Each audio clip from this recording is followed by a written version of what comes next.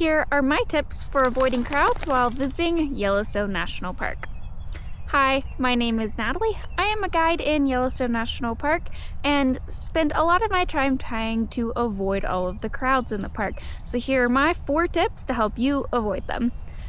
Tip number 1, go during the shoulder season. This is going to be your absolute best way to help avoid having a crowded park. For Yellowstone, the busy season is going to be between Memorial Day weekend and Labor Day weekend.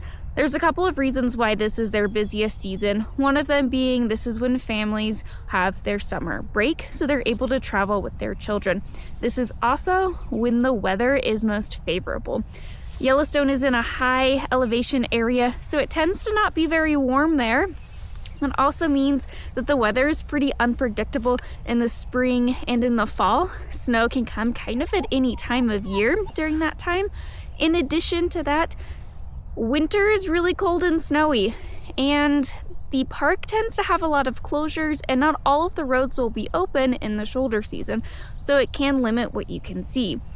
You need to research what you're interested in seeing to see when during the shoulder season makes the most sense for you. The road from the north entrance to the northeast entrance is open year-round.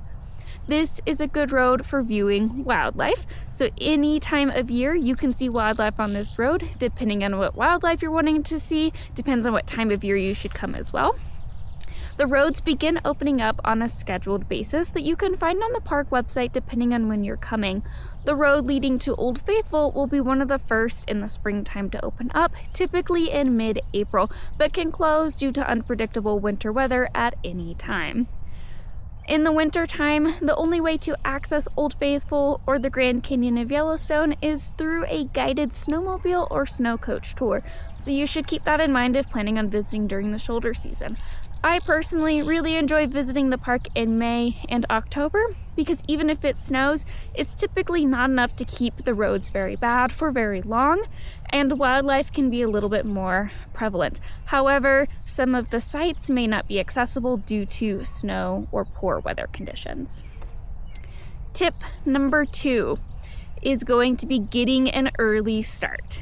Getting into the park early is going to help you avoid the biggest pain when it comes to crowds, which is the long line to get into the gate. This also means you're going to be getting into the park before everybody else, so you can hit those main sites before they get busy. Some of the biggest frustrations are going to be waiting in line just to get into the park, and then you're frustrated before you've even started your adventure for the day. The west entrance is going to be the busiest entrance, but of all 5 entrances, they can all get a long line during the busy peak summer season. I recommend trying to get into the park before 7 a.m. There's a couple of reasons for this. One, you beat the crowds, but also that's when wildlife are going to be the most prevalent. So you kind of get 2 birds with 1 stone. When you first get in, you could head straight to those busier sites like Old Faithful, Grand Prismatic, or the Grand Canyon of Yellowstone, and kind of visit those areas without all of the people. One thing to keep in mind though, if you are going to be visiting geothermal features early in the morning, is it's chillier early in the morning, which means that some of those geothermal features are going to be really steamy, making it hard to see the beautiful colors that some of these features are known for. Because of this, you need to check weather conditions if this is going to be what your plan is. And then that brings me to tip number 3, go on a hike. I recommend getting in early, seeing some of the main sites, and then go on a hike. If you go on a hike, you're going to be able to avoid about 90% of the crowds. The park estimates 90% of guests never leave the road system, and there's good reason for this. Most people don't realize how large Yellowstone is. It's a really big park. It takes typically about 2 days just to drive the park roads. The park roads are also designed to take you easily to the main attractions. So they're built to take you right up to Old Faithful, built to take you right up to the Grand Canyon of Yellowstone and to Grand Prismatic. So it gives you easy access to these. If you want to escape the crowds, go for a hike. Some of the hikes are going to be a little bit more crowded, and you can find some difficulty finding a parking spot at the hiking trail. However, I have found even on these busier hikes, it's still a lot less crowded than it is in the front country. So it's still worth it to do those busier hikes as well. And then kind of a bonus tip to add on to that, if you are staying inside of the park, my biggest tip is get an early start. Go on a hike or go back to your campsite or your lodging and kind of relax and then go back out in the evening. A lot of the people are going to leave the park around 5 o'clock and return to their lodging for dinner. And so then that gives you the opportunity to go wildlife watching again or go see some of those sites that were maybe a little bit busier in the afternoon. And then tip number 4, go out with a guide. I know, I'm a guide, so it sounds like I'm promoting myself, but I'm not. My reasoning for this is a guide is going to make the crowds a little bit more easy to navigate. This does not mean that a guide is going to get rid of all of the crowds, but a guide drives you around so you don't have to deal with the frustrations of the traffic.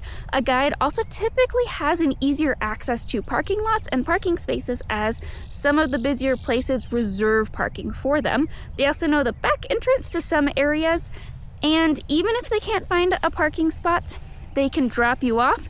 You explore while they continue the parking lot hunt so that you're not wasting time sitting inside of a vehicle.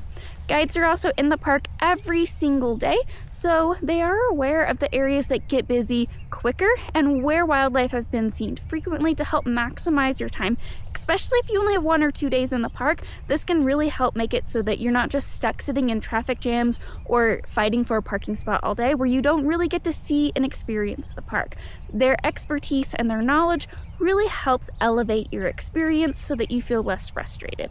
In addition to this, if you do get stuck in a wildlife jam where you're just sitting on the road, not seeing anything for like an hour or so, I've been stuck in bison jams for up to 2 hours before. They can help entertain you by providing you with information. I keep different kinds of activities to do inside of the car if we get stuck. They also will be focused on the road so that you can focus on the scenery all around you. And then bonus tip number 5 is going to be pack your patience. Now, this doesn't necessarily mean that you'll get to avoid the crowds. This will just make it so that the crowds are easier for you to handle. Remember, you are a part of the crowds. You're also a tourist visiting during the busy season or visiting a national park in general. It's a really awesome national park. It's a great place to be, but you are a part of the crowds. So pack your patience. It's amazing that 4 million people want to come and appreciate some of the most amazing natural worlds around us. So just be patient. If you get stuck in traffic on the road, it's probably because a really cool animal is up ahead and you might have the opportunity to see it. It also could be an emergency, and so just be thankful that you're not part of an emergency while you're on vacation. And then also, just take your turns taking photos of amazing sights. We're not in a rush. We're in a national park. There's no need to rush. There are worse places to be stuck waiting in a line or stuck waiting in traffic than inside of Yellowstone National Park. Just go in with a good attitude and it'll make the crowds and the traffic not seem so bad. I hope you enjoy your next visit to Yellowstone National Park. Thanks for tuning in and listening to my tips. Every Tuesday, I post a new video sharing a tip about visiting Yellowstone National Park. Subscribe so that you get notified when I post a new video, and leave a comment with any questions you have about Yellowstone.